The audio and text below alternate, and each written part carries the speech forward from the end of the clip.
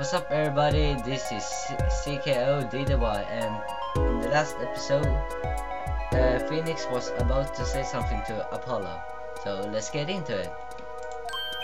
Yes, let's consider the first question, shall we? Think, in the last game, when was the card swapped? When? There are three broad possibilities here. It could have been swapped before the murder, during the murder, or after the murder. Well, yeah, thanks for the news bulletin, Mr. Bright. Of course, it was a swap. Oh, it might be as simple as you think, Mr. Payne, or it might not be. Yeah. I'd like to hear what Apollo thinks first. When do you think the cards were swapped? When was the card swapped into the deck? Before the murder, I think. Well, it must have been happened before the murder. You mean during the game? I wonder. Why? Think, when you're playing poker, which side of the cards face your opponent? Ah! The back. Not something the poker head of quarter number 3 would be likely to miss. Sorry, let me think this out a bit more. What's the card swap? During the murder. Well, weren't they swapped during the murder? During the murder? Tell me, exactly when is that? Huh? Well, the very moment of the act, I guess. Would that be the moment the cards were shown? Or perhaps the moment when the shield were revealed? Or maybe the very moment the bottle came down on Mr. Smith's head. Could I have a moment? The moment could cost you this case. Sorry, let me rethink this. Okay, after the murder. Perhaps it happened after the murder. Objection! What's that? Ridiculous. What's that? Ridiculous. What's the point of cheating after hands have been shown? That's silly. Objection! Yes, but tell me, how do you swap cards during the game? I'll take silly over impossible. Objection! Take it from me, son, there's a lot of silly in this world, but very little impossible. Oh, even when the backs of the cards are different color? If you pull that during the game, you'll be caught in no time. Why choose? That would mean that the blue card in question was swapped after the hands were shown, after the murder. Objection! Okay, this is going past silly straight on to crazy. I ask again, what's the point of cheating after the game's over? Who will do that? Oh, indeed, that's one of the mysteries before us. There's another? Yes, a simple, yet decisive question must be asked. Who swapped the red card for a blue card? Oh, who? The game and the murder is done, the victim is dead. Only two remain in the room, alive, that is. The defendant Phoenix Wright and our witness Olga Orley. Okay, so who was it that swapped for the red card? Olga Orley. Why, it must have been Olga Orley who swapped the cards. She was trying to cover up evidence for the cheating. That does make some sense. Hold it! Sorry, but there is a problem with the explanation. Huh? The swap card was from the wrong deck. Yes, a blue card was stuck into red hand. It's a card from the wrong deck when the backs are different colors.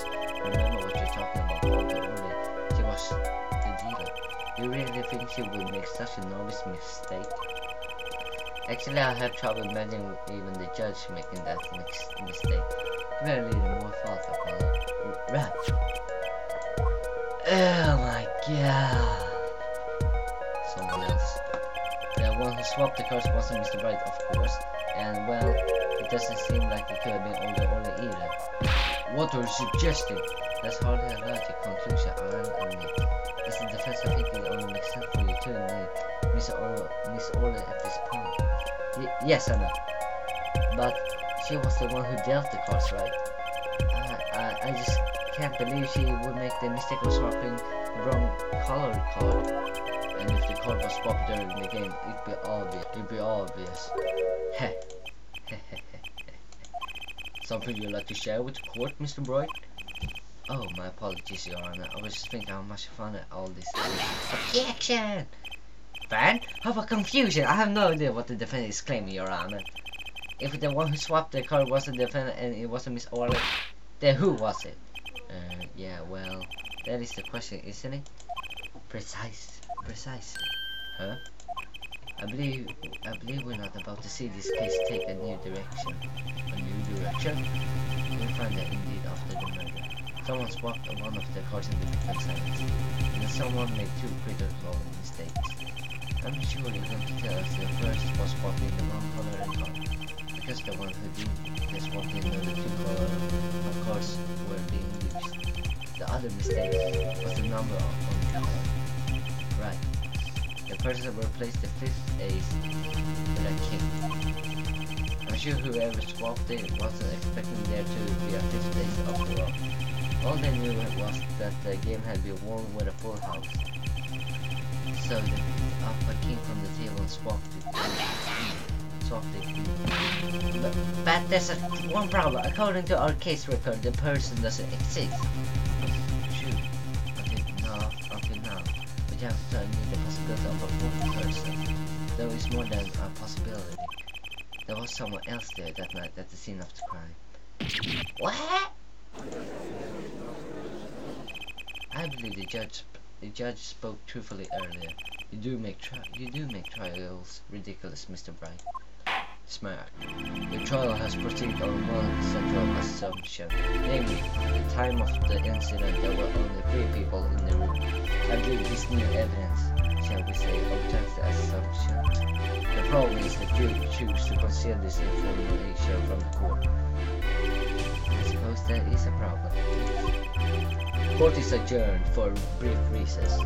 Mr. Gaming, I'll see you in my chamber during this recess. Yeah, that's kind of weird. Certainly.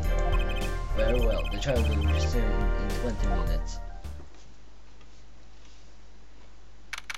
April 20, 11:52 AM, District Court, Defendant Lobby, number 3. That was quite unexpected, Mr. Bright. You suddenly claimed there was another person at the scene of the crime like that. I must ask, is it the truth? Well, now I think you would know the answer to that.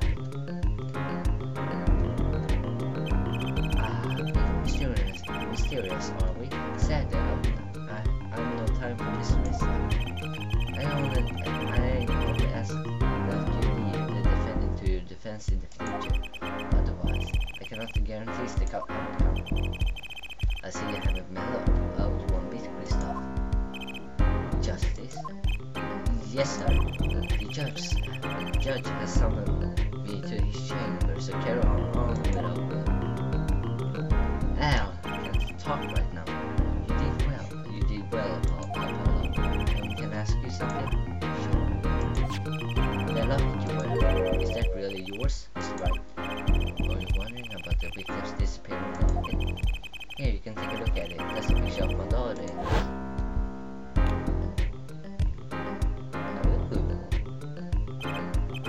I'm surprised to hear you had a daughter. Most people. Perhaps you'll meet her one of these days. One more question. The one who cheated that night, was it you? What do you think? Huh?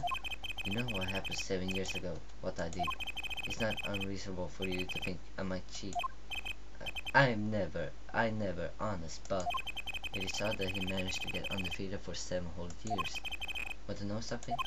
There's only one game where you can be dealt bad cards all night and still win. Poker. You see, poker is all about reading your opponent. In that way, it's a lot like a court case. Poker, it's like a trial law. Figure out what your opponent is thinking and you win. Well, yeah, but it's harder than it sounds. I think not. Try as they might conceal it, everyone reveals the truth, thoughts in the end. Their body language can become a valuable source of information. You're kidding. The witness, for instance, Miss Orley. She would touch the back of her neck during the certain parts of her testimony. Did you notice? No, come on, who noticed that? We will see who noticed in the next episode, so have a great day and see you guys later. Bye.